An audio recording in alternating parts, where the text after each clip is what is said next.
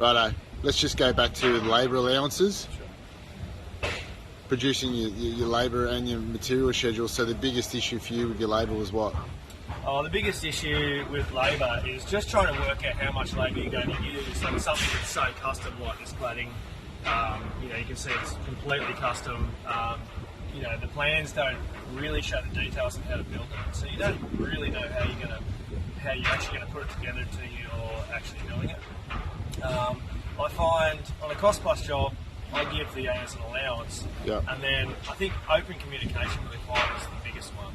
If you think you're going to run over, just let them know as soon as you possibly can, and just have a chat to them and explain to them why that's happening, how you actually did your allowance, and then if they find out at the end and it's just in the form of a bill, it's way over your allowance. You're going to get kickback off the owners. But if you're open and clear in communication on the way through, it's always much better.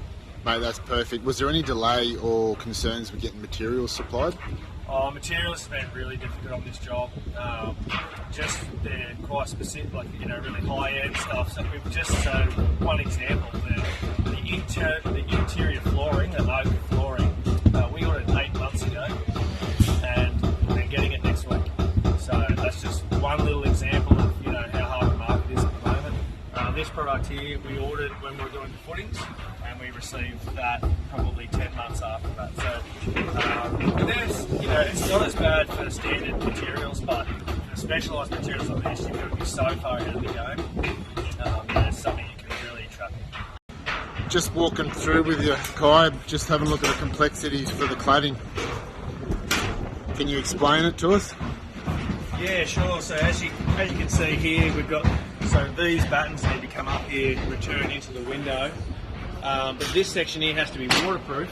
So you have to suspend all of your framing above that, weatherproof all of the fixings. You can see this is waterproof and painted. Then the joins, the owners on this house want as minimal fixings as possible, and so we've actually got a Festool domino join in the back of this one. So it's like a dowel essentially, and then that will be glued. We use Worth multi-fibre glue, which in my opinion is the best on the market.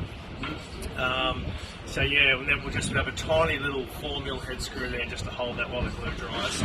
And then this timber then continues along the eave underneath as well. So it's just the whole house is wrapped in this timber cladding. It does make it very hard. It's very hard to work out how much labour you're going to use on that. So perfect. We're about 6 weeks in, and we're probably halfway through. Yeah, wow. Brilliant. Thanks, bud.